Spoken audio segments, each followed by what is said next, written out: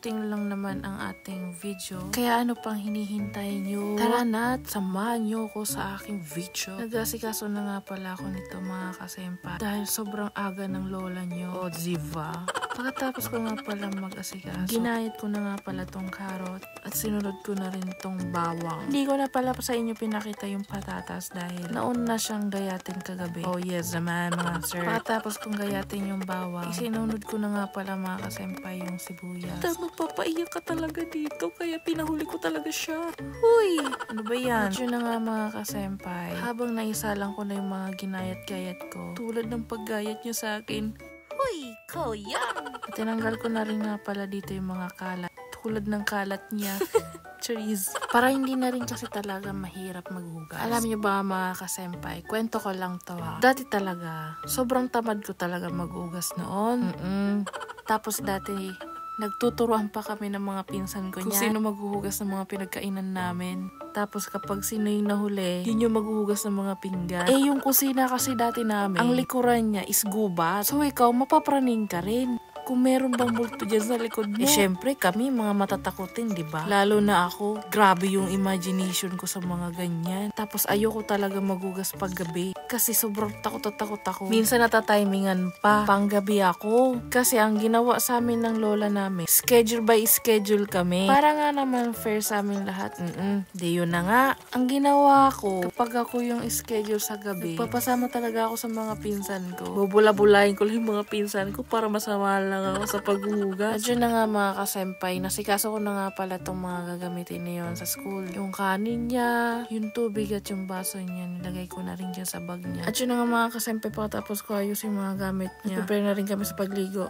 Kakatapos lang namin maligo nito at blinover ko na rin yung buhok niya. Dahil kapag hindi to blinover yung buhok niya, nagkakasipon siya. Or di kaya naman magkakasakit at ubo siya. Kaya iniingatan ko talaga sa iyo na huwag magkasakit. Dahil malamig pa naman ang panahon ngayon. Sobrang hirap kapag nagkakasakit ang bata. Kaya naman, for the go! So yun na nga mga kasenpai, balik tayo sa pinag-usapan natin. Kaya ako natatakot mga kasenpai. Kasi yung kusina namin, yung likod niya is gubat na. Tapos bago ka makarating sa banyo, merong iskinita doon. So yung pakiramdam na naguhugas ka, tapos may nakatingin sa'yo, pero feeling mo lang talaga yun. Kasi, pakatapos nyo magkwentuhan ng mga nakakatakot, tapos isasabak ka sa pinakaayaw mong sitwasyon, doon ka talaga mapapraning talaga no? Parang ang sarap mong manuntok ng mga panahon na yun. Siguro kung ibabalik ko lang ulit yung mga oras, sinuntok ko na sana yung multo no. I for the go.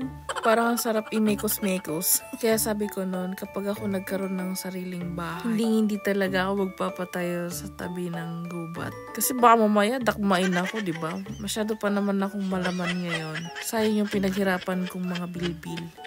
Yan! At yun na nga mga kasenpai, tapos ko nang i-blower dito si Johan. Samahan niyo muna kami mga kasenpai magkulitan ni Johan.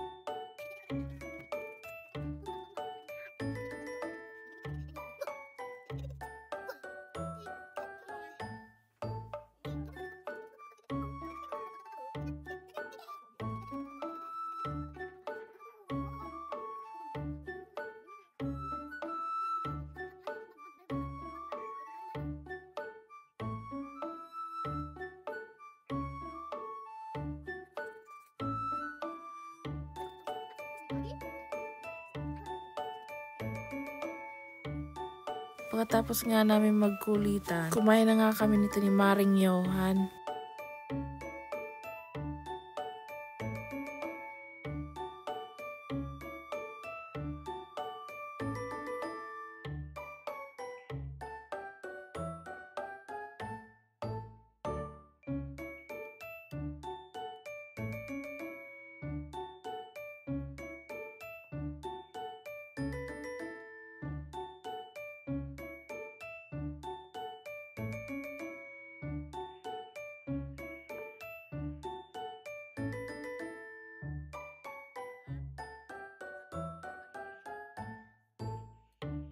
At yun na nga mga kasenpai, isinuot ko na sa kanya yung uniform niya, pati na rin yung jacket niya. Dahil aalis na kami papunta ng school at trabaho. Dahil naghihintay na sa amin sa Hoyqueen yung service ko.